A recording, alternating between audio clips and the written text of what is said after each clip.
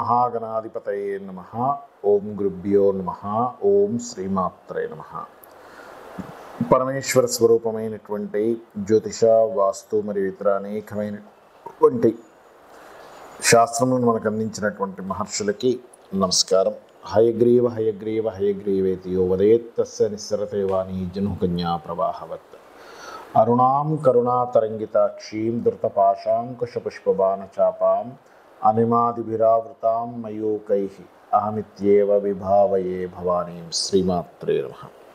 ప్రేక్షకులకి లలితాంబిక అమ్మవారి యొక్క అనుగ్రహం పరిపూర్ణంగా కలగాలని మనస్ఫూర్తిగా కోరుకుంటూ మనం ఈరోజు చెప్పుకోబోయేటువంటి టాపిక్ చాలామందికి చూసినట్లయితే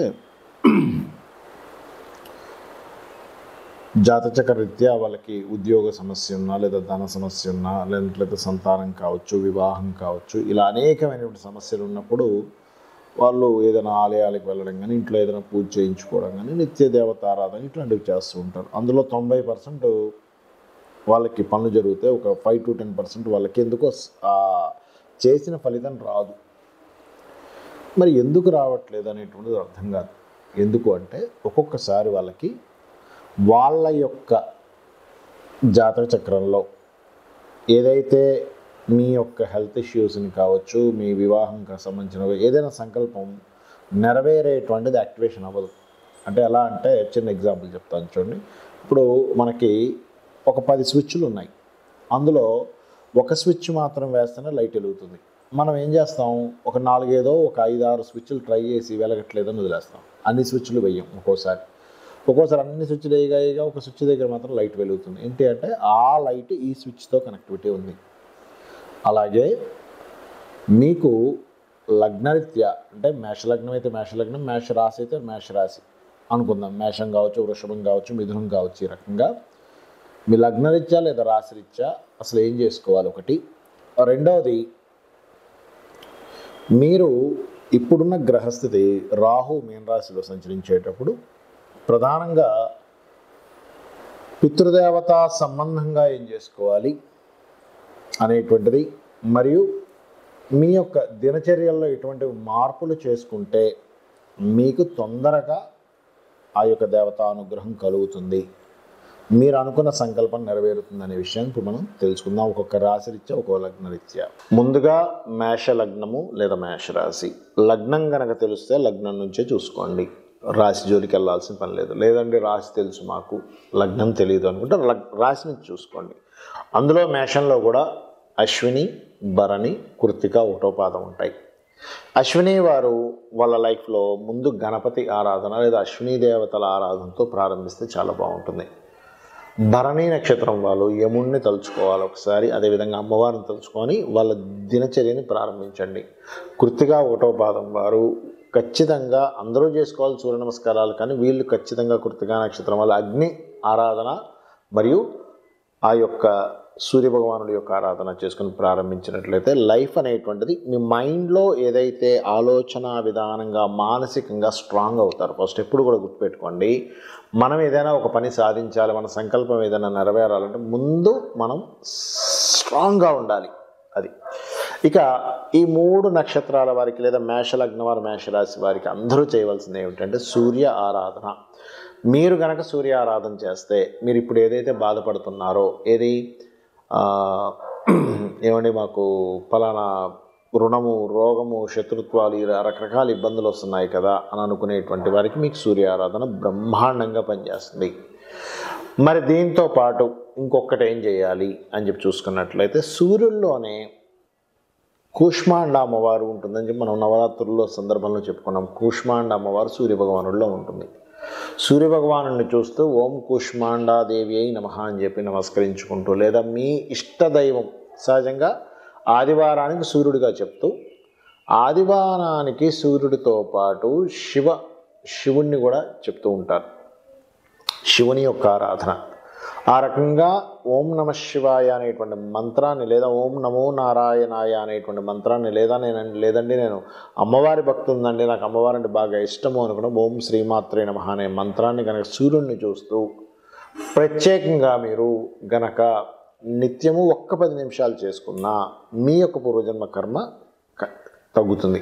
అలాగే దీంతో పాటు సూర్య ఉపాసకులుగా మీరు మారినప్పుడు తీసుకోవాల్సిన కొన్ని విధి విధానాలు గుర్తుపెట్టుకోండి. మేషలగ్నంలో జన్మించామండి, సూర్య ఉపాసకులు అవుతున్నాం, లేదా మేషరాశిలో జన్మించామన్నప్పుడు నేను చెప్పేది ఒకటే, మీరు నాన్ వెజిటేరియన్ అనేటువంటిది అసలు ముట్టుకోకండి. ఎప్పుడు సండేస్ పర్టికులర్ మీకు అలవాటు ఉంది, మీ యొక్క వర్ణంలో తినవచ్చు, అందులో తప్పు లేదు. సండేస్ మాత్రం తీసుకోకండి. అందులోని ప్రత్యేకంగా బుధవారం తీసుకోవచ్చని చెప్తుంది శాస్త్రం. అది నాన్ వెజిటేరియను. కొంతమందికి డ్రింకింగ్ హ్యాబిట్స్ ఉంటాయి. పంచమహాపాతకాల్లో అసలు డ్రింకింగ్ తీసుకోవద్దని చెప్పారు. అందులో పర్టికులర్గా ఆదివారం అసలు తీసుకోకూడదు. అదేవిధంగా స్త్రీ తైల మధుమాంసాన్ని త్వజతే అంటూ ఉంటారు. అంటే స్త్రీని కలవడం ఆదివారం చేయకూడదు. నూనె తలకు పెట్టుకోకూడదు. ఎందుకంటే ఇవన్నీ ఎందుకు చెప్తున్నా అంటే, మీకు ఏదైతే పూర్వజన్మ కర్మ ఉందో ఇవి తొలగాలి అంటే ఇవి పాటించాలి, ముఖ్యంగా మేషలగ్నం వారు. దీంతోపాటు ఆదివారాలు పాయసము అంటారు.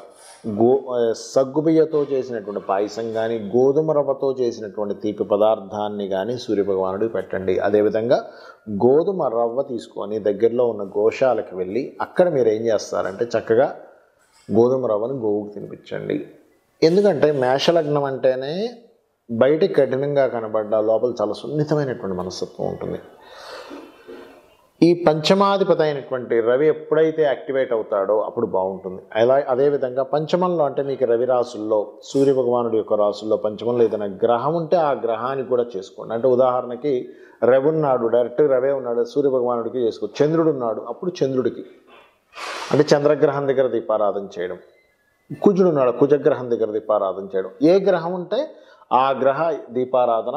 పంచమ స్థానం అంటే మేషం నుంచి పంచమ స్థానం, సింహరాశిలో ఎవరున్నారని చూసుకోండి. మీ జన్మజాతకంలో చూసుకుంటే తెలిసిపోతుంది. ఈ రకంగా కనుక మీరు చేసుకున్నారా, మీ రుణ రోగ శత్రు సంబంధించినటువంటి విషయాలు పూర్తిగా తగ్గడంతో జరుగుతుంది. ఎందుకంటే మనం దేని గురించి బాధపడుతుంటాము ఈ యొక్క భూమి మీదకి వచ్చినప్పుడు అంటే ఒకరు రోగము, లేదా రుణము, లేదా శత్రుత్వాలు. ఇవే మెయిన్గా బాధలు. గుర్తుపెట్టుకోండి. మీరు అనొచ్చు, ఏమంటే నాకు ఉద్యోగం రావట్లేదు, ఈ మూడిట్లో అది లేదు కదా. ఈ ఉద్యోగం రావట్లేదంటే, ఉద్యోగం లేదంటే ఏం చేస్తామండి? రుణాలు అవుతాయిగా, మనకి అప్పులు చేస్తాంగా. ఏమండి మరి నాకు ఫలానా ఇంకోటేదో మా రిలేషన్స్లో పడట్లేదంటే శత్రుత్వాలే కదండి. ఇలాగే ఈ మూడిటితోనే లింకప్ ఉంటుంది.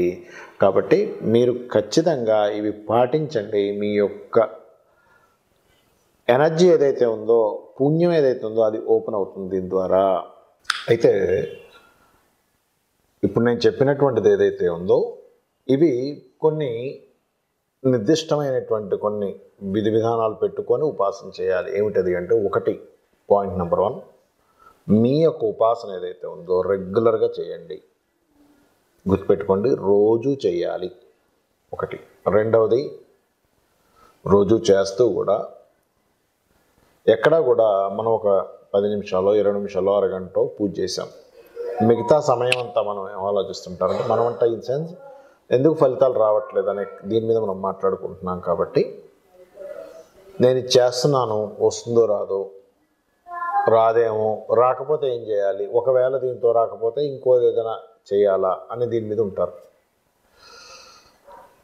అది ఒక రకంగా భగవంతుడు కనుక మీకు మనసులో మైండ్లో ఆలోచన కలిగించి అదే పరమేశ్వరుడు ఇంకొక రూపంలో ఉన్న దానికి తీసుకెళ్తాడు, అది వేరు.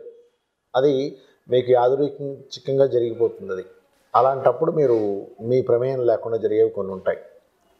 అంటే ఉదాహరణకి మీరు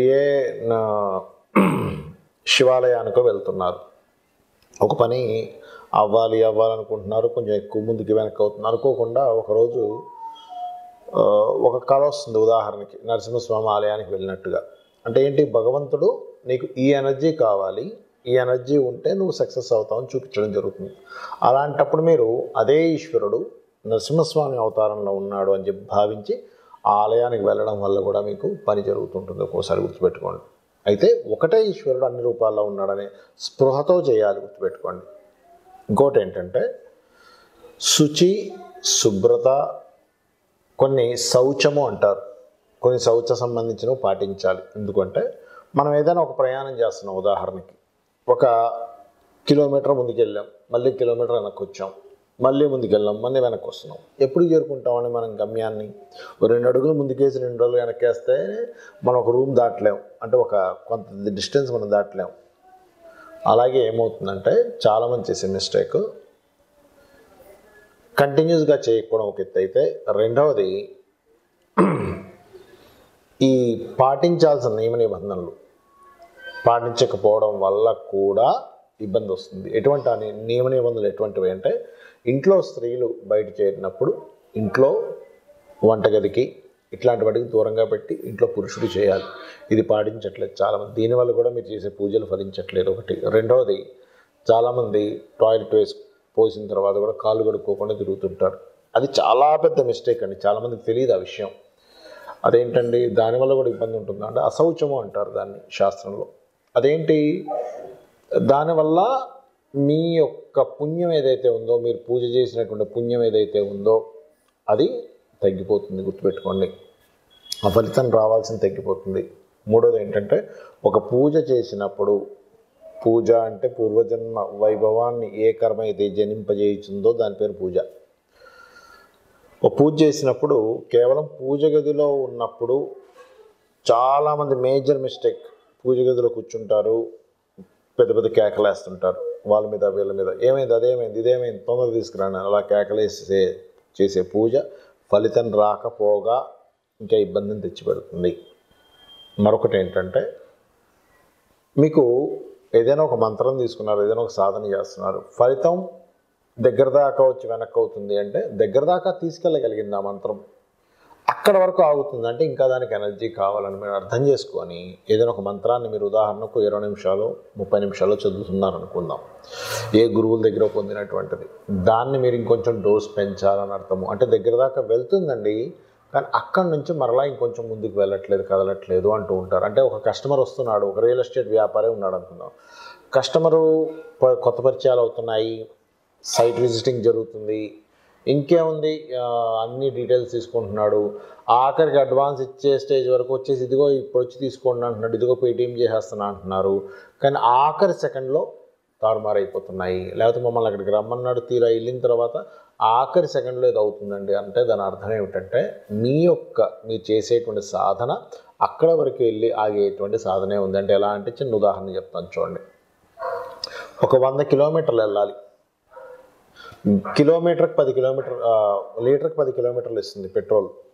ఒక కార్ అనుకుందాం, 100 కిలోమీటర్లు వెళ్ళాలన్నప్పుడు 10 లీటర్లు ఉండాలి అందులో. మీకు అందులో 9 లీటర్లే వేశారు, అంటే 90 కిలోమీటర్ల వరకు వెళ్ళి ఇంకో 10 కిలోమీటర్లు ఉందనగా ఎలా అయితే కారు ఆగిపోతుందో ఇంధనం లేకపోతే, అదేవిధంగా మనం చేసే సాధనలో కూడా మన యొక్క సాధనా బలం కొంచెం తక్కువ ఉండడం వల్ల అక్కడ వరకు వెళ్ళి పని ఆగిపోతుంది. ఇది గుర్తుపెట్టుకుని అప్పుడు సాధన పెంచాలని అర్థం చేసుకోండి. అదేవిధంగా సాధనతో పాటు గోసేవ చేయడం పెంచాలి, తల్లిదండ్రుల యొక్క పాదాలకు నమస్కరించడం, పేదవారికి బయట ఎవరైతే పేదవాళ్ళు ఉంటారో, ఈ కష్టాల్లో ఉంటారో వాళ్ళకి ఏదో సహాయం చేయడం, ఇవన్నీ చేస్తుండాలి.